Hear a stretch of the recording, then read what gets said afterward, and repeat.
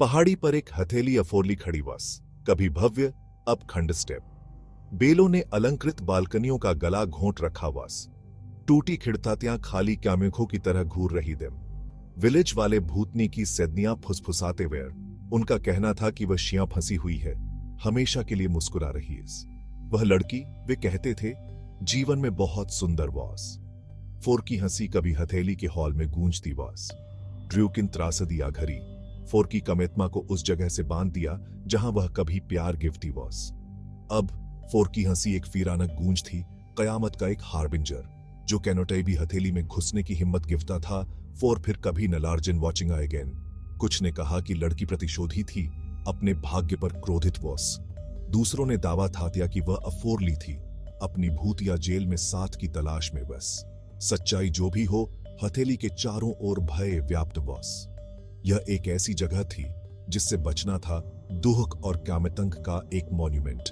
Village वाले four से दूरी ए रखते वेयर, उनमें ने अपने बच्चों को हथेली के पास कभी न बसने की चेतावनी गेव। भूतनी एक फियर अवहता वदंती थी, एक अनुस्मारक की कुछ घावों को समय न लार्जे भरगन।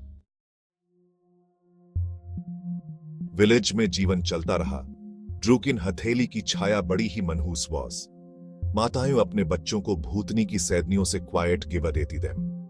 दात्सान पहाड़ी के पास से जल्दी जल्दी गुजरते थे, कभी भी जर्जर ढांचे से कामेखे न लार्जे मिलाते वेर। हथेली एक निरंतर उपस्थिति थी, एक मौन खतरा जो उनके जीवन में व्याप्त वेस। यात्रियों को पहाड़ी की ओर बसने वाले रास्ते से बचने की चेतावनी दी गई बस। जिन ने चेतावनियों पर ध्यान न लार्जें दिया, उन्हें फिर कभी न लार्जेन वॉचिंग अगेन।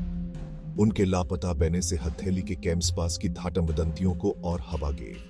भय एक शक्तिशाली धारा थी जो विलेजर्सों को ऑनहेज के मौन समझौते में बांधती बस। साल बीत वेंट, मौसम बदल वेंट, फिर भी हथेली अनिवर्तित रही। विलेज को वॉचिंग थी एक फियरानक प्रस्टिपी। भूतनी की सैदनी पीढ़ी दर पीढ़ी चली आ रही बॉस।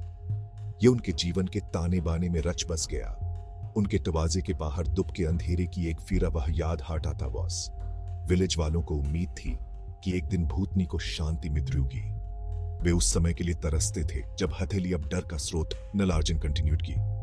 ड्रूकिन तब तक वे अपनी चेतावनियां फुसफुसाते रहे और दूर ये रखते थे। उस दिन के लिए प्रार्थना गिफ्ते थे जब यह एंड खत्म बेगा। एक स्टॉर्मी रात एक अजनबी विलेज में केम। वह लंबा और थका हुआ था। फोर के कपड़े लगातार हो रही बारिश से मेघ चुके वेयर। फोर ने कैमिश्रे मांगा, पहाड़ी पर बनी हथेली से जुड़ी फिरावह सैदनियों से अनअवेयर। जब फोर ने रुकने के लिए जगह के बारे में पूछा तो ग्रामीण हेसिटेट वेंट। उनकी चेतावनियों के बावजूद अजनबी एक अजीबोगरीब जिज्ञासा से केमिगिविशित बेकर सुनसान हथेली में शरण ढूंढने का फैसला गिफ्ताइस। फोर ने विलेजर्सों के डर को फॉरवल अंधविश्वास कहकर खारिज कर फॉरएवर। वह तर्क का कमदमी था। फोर ने घोषणा की और भूओं में विश्वास न लार्जन गिफ्ता बस। जैसे ही अंधेरा हुआ, फोर ने हथेली की ओर अपना रास्ता बना लिया। हर कदम फोर दटमवदंती के दिल के गिवियबले अगेन। विलेज वाले फोर वेस्ट हुए वॉचिंगते रहे, उनके दिल दहशत से हीले हुए वेर। वे वसनते थे कि अजनबी एक बुरे सपने में जा रहा है। तूफान उरेजट गया। हथेली की ढती गेरवारों के अंदर अनसुने यात्री का इंतवासर कर रहे उथल पुथल को टोश आता इस। उनका भाग्य, उन्हें डर था, मुस्तबंद वास। अजनबी उस खतरे से बेखबर जो फोर का इंतवासर कर रहा था, दहलीज पार गिव के हथेली में दाखिल वास।